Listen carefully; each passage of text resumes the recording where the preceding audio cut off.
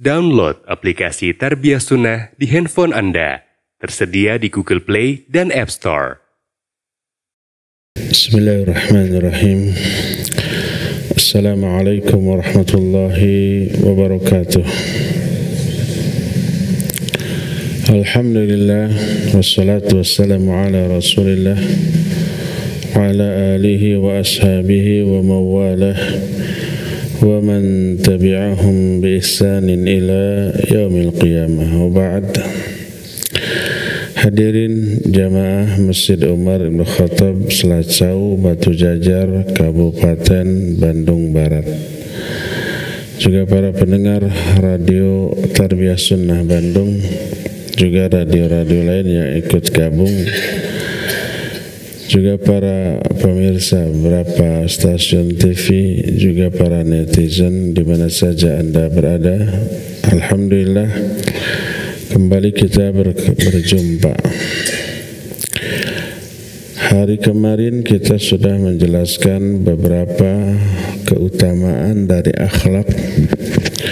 Kita bahas itu karena kita perlu memiliki kemuliaan akhlak sebagai buah yang nyata dari iman kita dan hasil ibadah kita. Sekarang apa yang menjadi sumber bagi akhlak?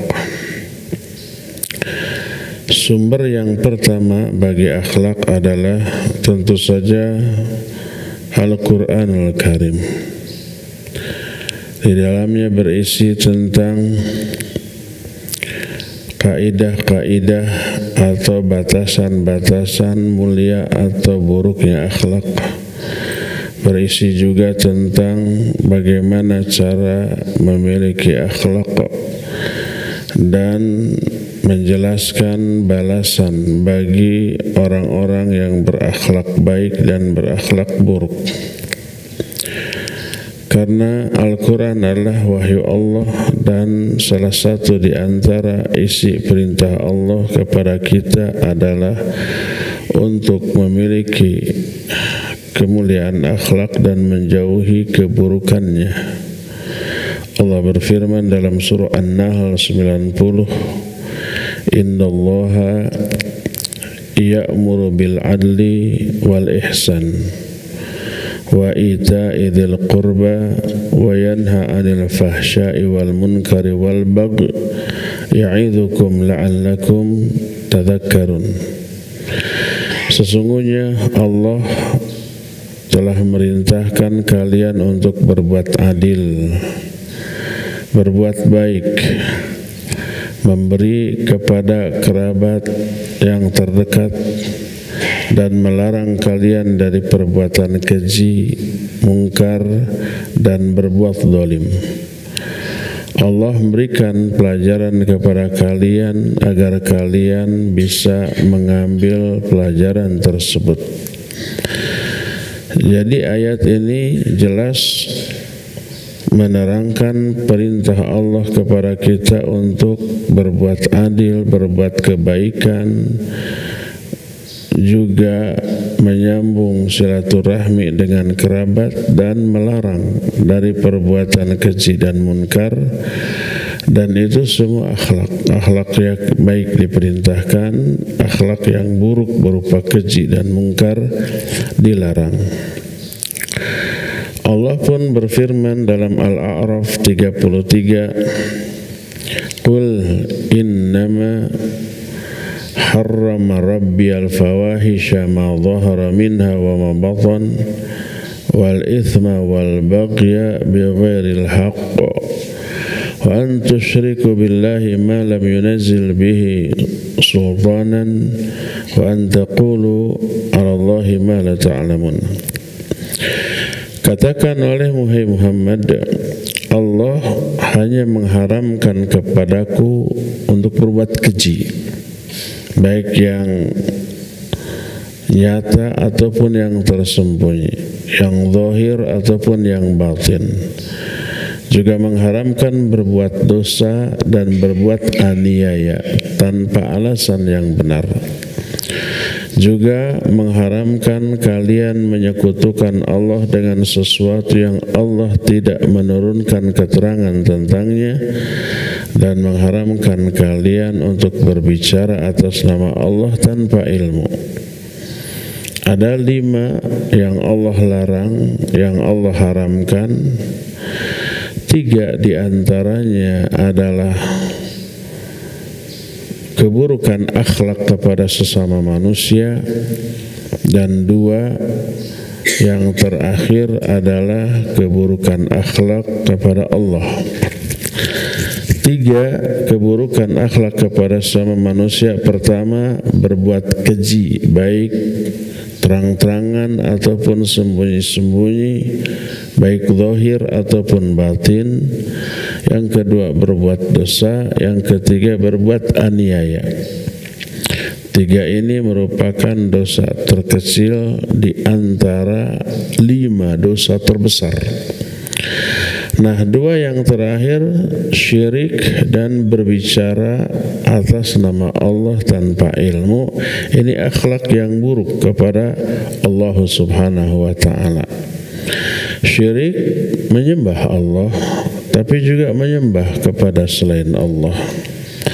Adapun berbicara atas nama Allah tanpa ilmu, artinya berbicara tentang agama ini dengan kebodohan, menafsirkan Al-Quran tanpa ilmu, menafsirkan hadis tanpa memahami alat-alat atau ilmu-ilmu alat yang dibutuhkan untuk itu. Nggak pernah belajar ilmu tafsir, ilmu hadis, bahasa Arab juga tidak mengerti, memahami Quran dan hadis hanya dari terjemah. Lalu dengan seluruh kekurangannya dia berani berbicara tentang agama tanpa ilmu, hanya berbekal ra'yu. Ini sama dengan berbicara atas nama Allah tanpa ilmu, dan itu dosa besar terbesar di antara dosa-dosa besar. Dan itu keburukan akhlak kepada Allah Azza wa Jalla.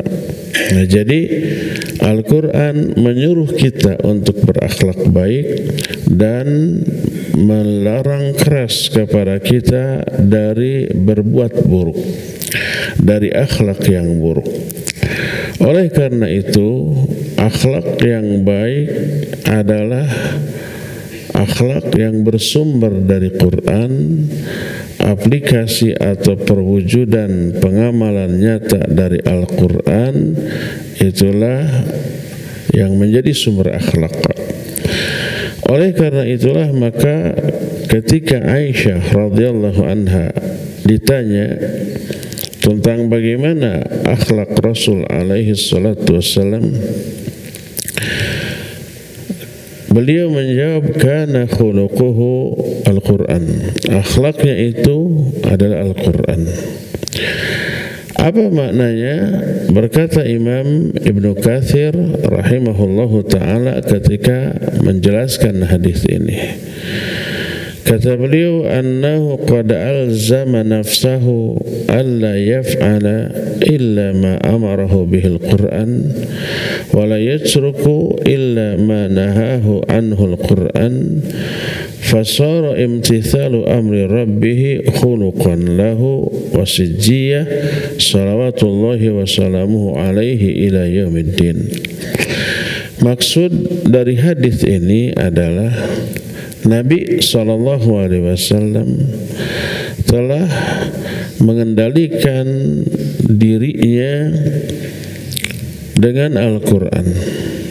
Beliau mewajibkan dirinya untuk tidak melakukan perbuatan apapun kecuali perbuatan yang diperintahkan oleh Al-Quran, dan tidak melarang apapun kecuali dan tidak meninggalkan apapun kecuali perbuatan yang dilarang oleh Al-Quran.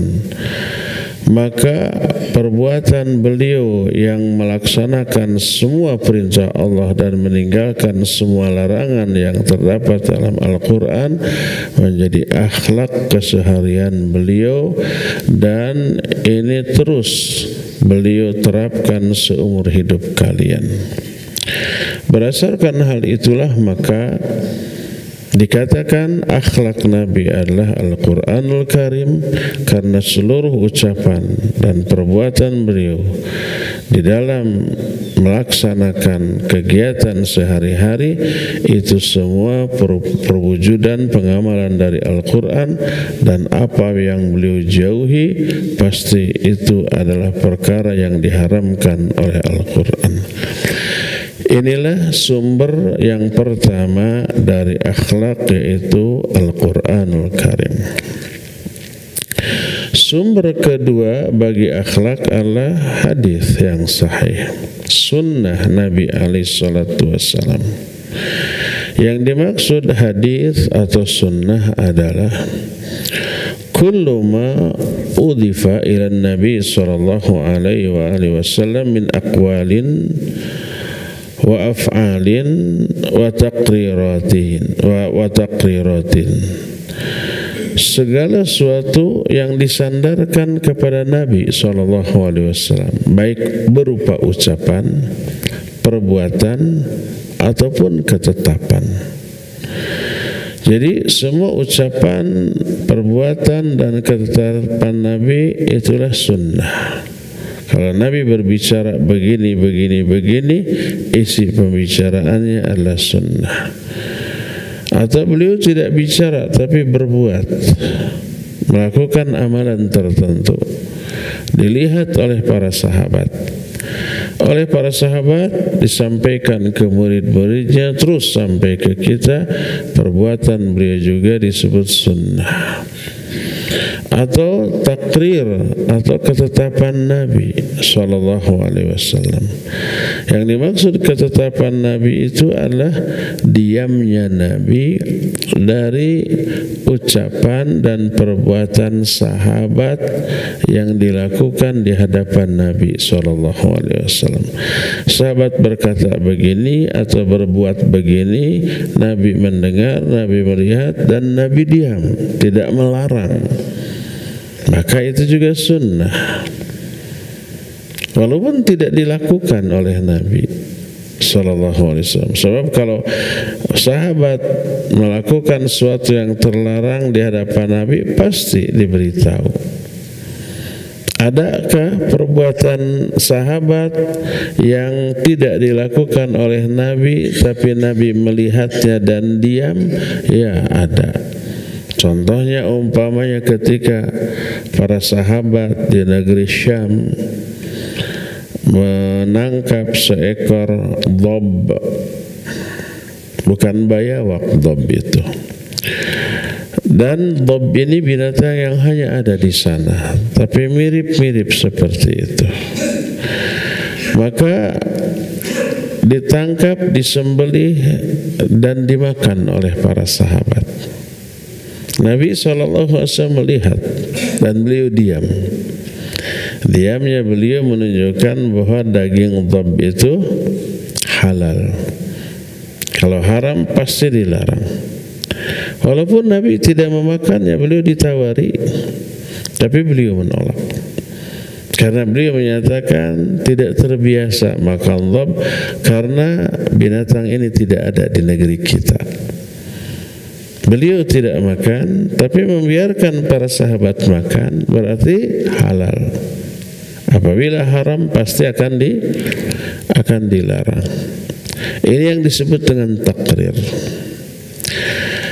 Adapun apabila ada sahabat yang melakukan satu perbuatan lalu dilarang oleh Nabi SAW, berarti itu haram. Kalau haram pasti tidak akan dibiarkan. Sebagaimana suatu saat Nabi SAW melihat ada seorang sahabat memakai cincin dari emas. Oleh beliau kemudian diambil, dicopot, dan dilempar di banting. Sambil berkata, kenapa aku melihat salah seorang di antara kalian menyimpan api neraka di dalam jarinya. Ini menunjukkan haramnya cincin emas bagi laki-laki. Tidak dibiarkan oleh Nabi SAW. Kalau itu haram. Demikian juga ketika ada seorang sahabat yang berkata, Masya Allah wa syi'ta.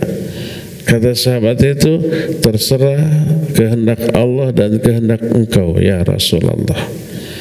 Langsung oleh beliau dilarang, la taqul masya Allah wa syi'ta walakin qul masya Allah wahdah. Jangan kamu katakan masya Allah wa syi'ta, terserah kehendak Allah dan kehendak engkau. Enggak boleh, karena menyamakan kehendak Allah dengan kehendak manusia, walaupun manusia itu Nabi alaihi salatu wassalam, tidak boleh. Tapi cukup katakan masya Allah saja. Nah, ini ucapan yang diucapkan oleh para sahabat tapi terlarang, maka tidak dibiarkan oleh Nabi SAW. Berdasarkan hal itulah maka sunnah ada 3 macam. Sunnah qauli berupa ucapan Nabi SAW, sunnah fi'li berupa perbuatan, dan sunnah taqriri berupa ucapan atau perbuatan para sahabat yang didiamkan oleh Nabi SAW. 3 jenis sunnah ini juga menjadi sumber akhlak. Dan Allah perintahkan kepada kaum muslimin untuk mengambil sunnah ini dalam kehidupan kita dan menerapkannya. Allah berfirman dalam Al-Quran di antara surah Al-Hasyr ayat yang ke-7, wa ma atakumur rasul fakhudhuh wa ma nahakum anhu fantahu wattaqullah innallaha syadidul iqab. Apa saja yang dicontohkan oleh Rasul kepada kalian ambil, dan apa saja yang dilarang jauhi. Kenapa? Karena apa yang dikatakan oleh Nabi SAW itu bukan hasil ijtihad Nabi sendiri, bukan. Tapi wahyu yang Allah berikan kepadanya. Allah yang mengatakan demikian, wa may yantiqu 'anil hawa in huwa illa wahyuha. Beliau Nabi SAW tidak pernah berbicara dari hawa nafsunya, dari pendapat pribadinya, tidak. Semua yang dikatakannya itu tiada lain kecuali wahyu yang Allah wahyukan kepadanya. Maka ketika para sahabat mencatat ucapan Nabi SAW untuk dijadikan pegangan, ada orang lain yang komplain, jangan kamu catat semua ucapan Nabi, karena kadang Nabi berbicara dalam keadaan marah dan seterusnya. Maka orang ini kemudian bertanya kepada Rasul SAW, ya Rasulullah, saya selalu mencatat ucapanmu. Apakah ketika engkau marah boleh saya catat ucapanmu? Apa kata Rasul SAW? Uktubuh ma kharaja minhu illal haqq, catat olehmu, tak akan keluar dari mulutku ini kecuali kebenaran. Jadi walaupun beliau berbicara dalam keadaan marah, tetap terkontrol. Itulah maksumnya beliau, terpelihara dari salah dan kekeliruan ketika menyampaikan agama ini, walaupun dalam keadaan marah. Oleh karena itulah maka akhlak beliau itu dijadikan sebagai panutan, sebagai contoh, sebagai tauladan bagi umatnya, dan ini dikukuhkan oleh Allah dalam Al-Quran. Laqad kana lakum fi rasulillahi uswatun hasanah liman kana yarjullaha wal yawmal akhir wa dzakarallaha katsira. Sungguh telah ada bagi kalian dalam diri Rasul SAW contoh yang baik bagi orang yang mengharapkan pertemuan dengan Allah, bagi orang yang mengharapkan kebahagiaan di hari akhir, dan bagi orang yang banyak-banyak berzikir kepada Allah Subhanahu wa ta'ala. Oleh karena itu, ketika terjadi perselisihan faham, perbedaan pendapat di kalangan manusia yang bersumber pada ra'yunya masing-masing, mana yang benar, mana yang salah, dua-duanya merasa benar, maka timbang pendapatnya itu dengan Quran dan Sunnah. Allah berfirman, "Fa in tanaza'tum fi syai'in farudduhu ila Allahi war Rasul in kuntum tu'minuna billahi wal yawmil akhir." Kalau kalian berselisih tentang sesuatu, berbeda faham, berbeda pendapat tentang sesuatu, kembalikan itu kepada Allah dan Rasulnya kalau kalian benar-benar beriman kepada Allah dan hari akhir. Nah, jadi sumber kedua dari akhlak adalah hadis. Dan untuk itulah sebenarnya Nabi diutus. Sebagaimana sabda beliau, "Innama bu'itsu liutammima masalihal akhlak", dalam riwayat lain makarimal akhlak, aku hanyalah diutus untuk menyempurnakan akhlak manusia. Berkata Ibrahim Al-Harabi, "Yambagi lirrajul idza sami'a syai'an min adabin Nabi sallallahu alaihi wasallam ayatamassaka bihi." Wajib bagi setiap laki-laki, juga perempuan yang muslim ataupun muslimah, apabila dia mendengar sesuatu dari adab Nabi SAW, hendaklah dia berpegang teguh kepada adab tersebut. Dari sinilah maka kita melihat para sahabat radhiyallahu anhum ajmain. Alhamdulillah. Yahdikumullah wa yuslihu ba'alakum.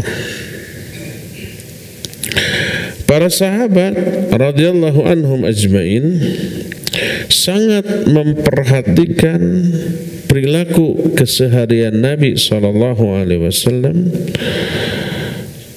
dengan perhatian yang sangat besar. Bagaimana cara makannya, cara berpakaiannya, bahkan rambutnya, cara berjalannya diperhatikan. Kata orang Sunda mah rigigna oge dituturkeun. Rigig itu apa? Gidigna, ya, cara berjalan. Sehingga berkata Khalid Al-Kharaj dalam kitab Mawsu'atul Akhlaq, walihada harasa as-sahabatu ridwanullahi alaihim ajma'in wahtammu ihtimaman kabira wa takhallaqu bil akhlaqil hasana mustanidina fi dhalika ila ma jaa bihi min kitabillahi wa sunnah Rasul sallallahu alaihi wasallam fahum qudwatuna wa salafuna salih fil akhlaq. Oleh karena itu para sahabat radhiyallahu anhum ajmain sangat bersungguh-sungguh memberikan perhatian yang besar kepada akhlak Nabi, kemudian mereka berakhlak dengan akhlak yang bersumber dari Nabi alaihi salatu wassalam dan menjadikan mereka menjadi manusia terbaik dan menjadi contoh bagi kita. Para sahabat menjadi manusia terbaik dibanding seluruh manusia sejak zaman Nabi Adam sampai hari kiamat. Manusia terbaik di setiap zaman adalah para nabinya masing-masing. Manusia terbaik setelah para nabinya masing-masing adalah para sahabat masing-masing nabi itu di zamannya masing-masing. Di zaman Nabi Nuh manusia terbaik Nabi Nuh. Setelah itu orang-orang terdekat Nabi Nuh. Demikian juga nabi-nabi yang lain. Manusia terbaik di zaman Nabi Muhammad SAW adalah beliau, dan setelahnya adalah para sahabat. Manusia-manusia terbaik di dalam seluruh sejarah kehidupan manusia dari zaman Adam sampai hari kiamat adalah para nabi masing-masing, dan manusia terbaik setelah para nabi adalah para sahabat Nabi Muhammad SAW. Allah menerangkan dalam Al-Quran, kuntum khaira ummatin ukhrijat linnas, kalian ini sebaik-baik umat. Yang dimaksud kalian adalah manusia yang hidup di zaman ketika ayat ini turun, itu para sahabat. Umat terbaik dibanding umat Nabi Adam, Nabi Nuh, terus sampai Nabi Isa. Zaman Nabi Isa manusia terbaik Nabi Isa, dan setelahnya adalah Hawariyun. Hawariyun itu sahabat-sahabat Nabi Isa. Tapi sahabat Nabi Muhammad jauh lebih baik. Dan itu pengakuan diungkapkan juga oleh orang-orang Nasrani di negeri Syam. Ketika para sahabat menyerbu negeri Syam, para prajurit negeri Syam itu melihat bagaimana akhlak prajurit kaum muslimin, mereka menyatakan, demi Allah, mereka jauh lebih baik daripada Hawariyun yang beritanya sampai kepada kita. Itulah para sahabat. Kenapa mereka menjadi manusia terbaik? Karena mereka meniru akhlak Nabi SAW dalam segala hal. Maka Allah memberikan penilaian mereka manusia terbaik dalam surah Ali Imran ayat 110. Kuntum khaira ummatin ukhrijat linnas ta'muruna bil ma'ruf wa tanhauna 'anil munkar wa tu'minuna billah. Nabi pun menyatakan khairun nas qarni thumma alladhina yalunahum thumma alladhina yalunahum. Manusia terbaik adalah manusia yang segenerasi dengan aku, sezaman dengan aku, yaitu para sahabatnya. Dan mereka menjadi yang terbaik karena meniru akhlak Nabi SAW dalam mewujudkan Al-Quran dalam kehidupan keseharian mereka. Oleh karena itu, siapa orang yang menjadikan Quran dan hadis sebagai sumber perilaku bagi dirinya, dia pun akan menjadi manusia terbaik. Bersabda Rasul sallallahu alaihi wasallam, khairukum man ta'allama al-Qur'an wa 'allamahu. Sebaik-baik kalianlah orang yang belajar Quran dan mengajarkannya. Dalam riwayat lain, khairukum man ta'allama al-Qur'an wa 'amilahu. Sebaik-baik kalianlah orang yang mempelajari Quran dan mengamalkannya. Jadi baik buruknya orang itu karena Al-Quranul Karim sebagai sumber segala macam kebaikan, sumber kebaikan akhlak dalam kehidupan. Inilah yang menjadi sumber akhlak dan sumber dari seluruh ilmu yang bermanfaat.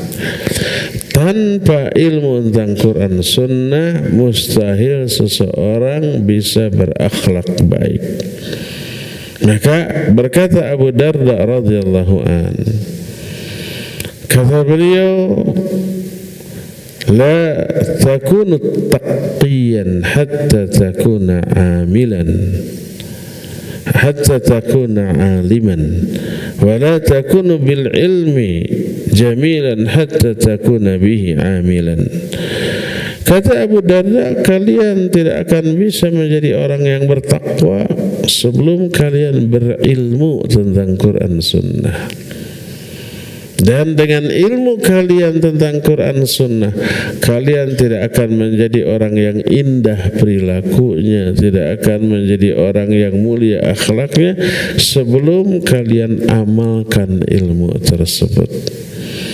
Jadi Al-Quran dan Sunnah yang merupakan sumber ilmu yang kita pelajari, kita fahami, maka itu sumber ketakwaan. Lalu kita aplikasikan, maka lahirlah kemuliaan akhlak. Dari sinilah maka tak mungkin seseorang berakhlak mulia, tak mungkin seorang bertakwa tanpa memahami Al-Quran dan As-Sunnah sebagai sumber ilmu sekaligus sumber akhlak apabila ilmu tersebut diaplikasikan dalam kehidupan sehari-hari. Berdasarkan hal itulah yuk kita muliakan akhlak kita dengan cara pelajari ilmu tentang Quran dan As-Sunnah, fahami secara benar, aplikasikan, amalkan, wujudkan dalam kehidupan sehari-hari. Maka perwujudan dari ilmu tentang Quran dan Sunnah itulah yang akan berupa akhlak yang mulia dalam kehidupan ini. Siapa orang yang berakhlak mulia seperti itu, dijamin hidupnya akan Allah muliakan dunia dan akhirat, karena Rasul sallallahu alaihi wasallam menyatakan innallaha yarfa'u qauman bihadzal kitab wa yadh'u bihi akharin. Sesungguhnya Allah akan mengangkat kemuliaan derajat suatu kaum karena Al-Quran ini. Al-Quran dimuliakan, dia akan mulia. Dan Allah menghinakan kaum yang lain karena mengabaikan Quran. Quran diabaikan, Allah pun mengabaikan orang ini dengan cara dihinakan. Baik dihinakan dalam kehidupan di dunia ini, apalagi di akhirat nanti, ya. Inilah kajian kita di pagi hari ini tentang sumber dari akhlak. Cukup sampai di sini dan kita masih punya sisa waktu untuk bertanya jawab. Wa sallallahu ala nabiyina Muhammadin wa ala alihi wa ashabihi wassalam. Mangga.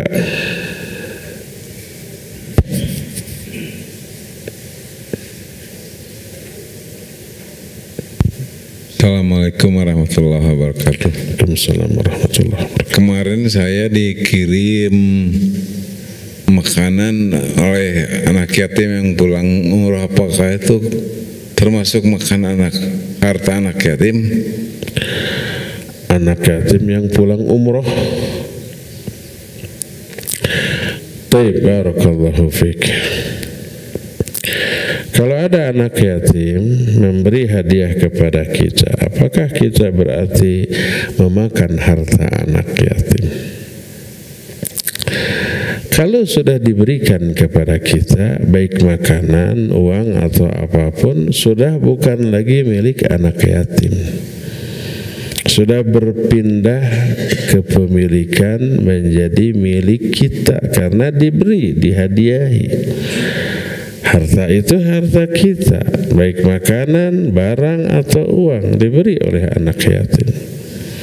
Karena apa? Karena tidak semua anak yatim miskin. Ada anak yatim yang kaya?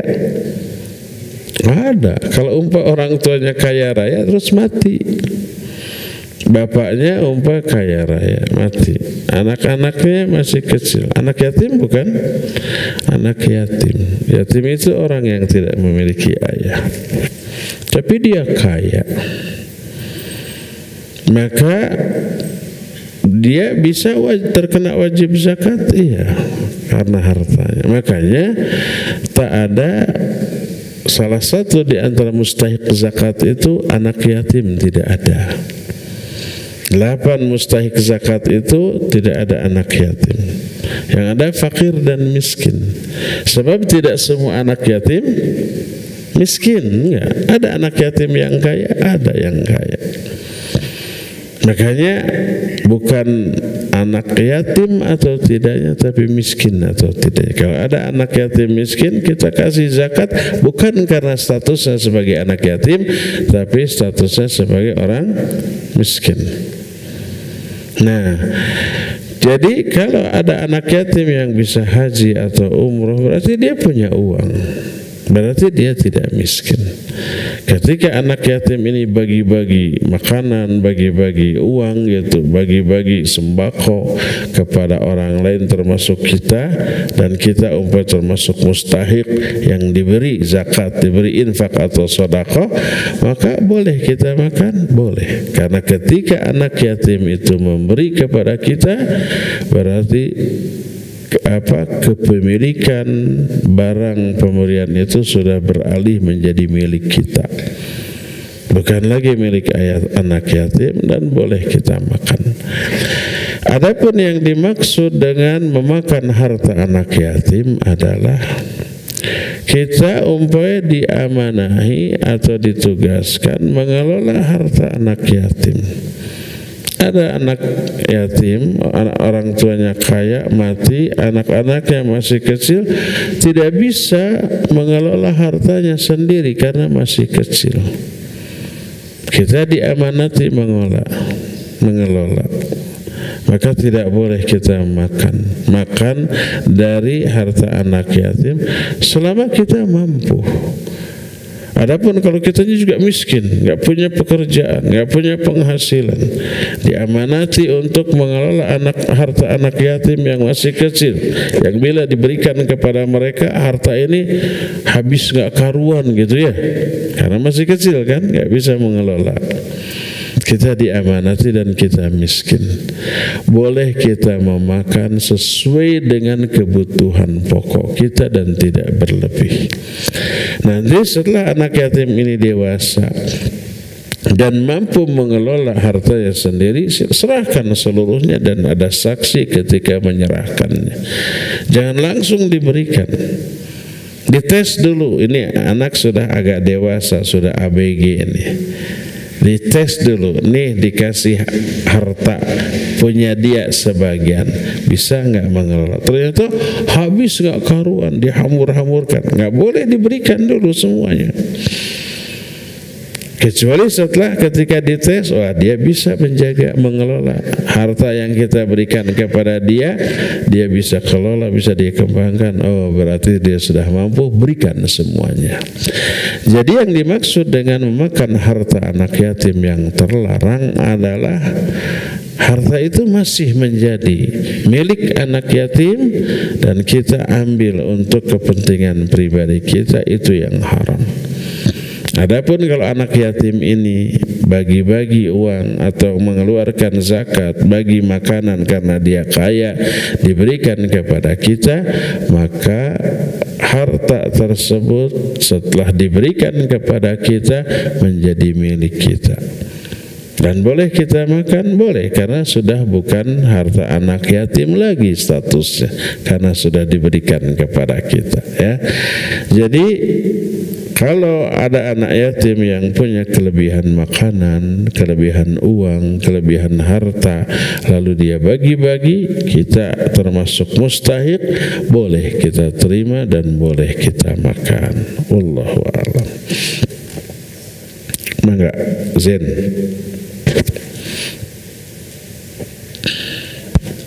Ustaz, mohon penjelasan tentang batasan tidak bolehnya berbicara atas nama Allah tanpa ilmu. Padahal kadang-kadang kita dituntut dalam suatu kesempatan untuk menyampaikan Quran dan hadis. Iya. Hadis menyatakan balighu anni walau ayah. Sampaikan oleh kalian anni, dari aku, walaupun satu ayat dari Nabi SAW. Jadi bukan hanya ayatnya yang disampaikan, penjelasan atau tafsir ayat itu juga bersumber dari Nabi SAW. Orang banyak salah faham, balighu anni walau ayah, akhirnya dia sampaikan ayat, dia tafsirkan sendiri, penafsirannya dari diri dia. Anninya tidak terperhatikan. Hadis itu bukan balighu walau ayat, tidak. Sampaikan walaupun satu ayat, tidak. Tapi sampaikan oleh kalian anni, dari aku. Penjelasan ayat itu juga dari aku, dari Nabi sallallahu alaihi wasallam, bukan dari pikiran sendiri. Siapa yang menyampaikan Quran, menafsirkan dengan ra'yu, diancam dengan neraka. Man fassara al-Quran bi ra'yihi aw bima la ya'lamu falyatabawwa maq'adahu minan nar. Siapa orang yang menafsirkan Quran dengan ra'yu atau tanpa ilmu, siap-siap menempati tempat duduk dalam neraka. Waliyadzubillah. Nah, jadi kalau umpama kita ingin menyampaikan Quran hadis, silakan sampaikan teksnya, lafaz ayat, lafaz hadisnya. Adapun tafsiran dan penjelasan hadis jangan berasal dari ra'yu kita, kutip penjelasan para ahlinya, para ahli tafsir, ahli hadis ketika menerangkan ayat dan hadis ini. Bukan menurut penafsiran kita. Dan itu yang disampaikan, dilakukan oleh para ustaz. Seperti tadi saya mengatakan, ketika Aisyah berkata bahwa akhlak Nabi adalah Al-Quran, saya mengatakan, berkata Imam Ibnu Katsir ketika menerangkan hadis ini, begini. Beliau ahlinya. Tidak menurut pendapat saya hadis ini begini. Enggak, saya enggak pernah berkata begitu. Berkata ulama ketika menafsirkan ayat ini begini. Berkata ulama yang lain ketika menerangkan hadis ini begini. Itu yang kita lakukan. Kalau kita mampu melakukan itu, silakan. Termasuk kita share di media sosial tentang ayat dan hadis, tafsir ayat, penjelasan hadis itu dengan mengutip penjelasan penafsiran para ulama tentang hal itu, bagus. Adapun kalau kita berkata, nih ada ayat, menurut saya tafsir ayat ini begini, maka itu tidak boleh, ya. Silakan sampaikan ayat, sampaikan hadis, dan kutip ulama yang menjelaskan ayat dan hadis itu yang harus kita lakukan sesuai dengan kaidah umum yang diterangkan dalam ayat, fas'alu ahla dzikri in kuntum la ta'lamun. Tanya ke ahlinya kalau kalian tidak tahu. Kalau saya bukan dokter, lalu saya menerangkan tentang masalah kesehatan, tapi menurut pendapat saya, jangan didengar. Tapi kalau saya katakan, saya pernah konsultasi ke dokter kata dokter begini, boleh, karena itu bukan penjelasan saya, penjelasan dari dokter yang saya kutip. Seperti itu, ya. Dalam urusan dunia kita harus merujuk ke ahlinya, apalagi dalam urusan agama, ya. Wallahu a'lam. Ada lagi? Mak-mak di atas, kalau ada lempar lagi kayak kemarin.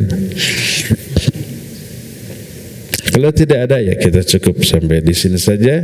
Kalau mau sholat syuruk, tunggu dulu sekitar 10 menitan lagi. Jangan sekarang mungkin pas terbit, dan itu waktu yang terlarang untuk sholat. Insyaallah kita sambung materi kajian ini besok di waktu yang sama. Subhanakallahum bihamdik, asyhadu an la ilaha illa anta, astaghfiruka wa atubu ilaik, walhamdulillahi rabbil alamin. Wassalamualaikum warahmatullahi wabarakatuh. Yuk belanja di TS Mart. Dengan belanja di TS Mart, Anda turut berpartisipasi dalam dakwah yang diselenggarakan YTS.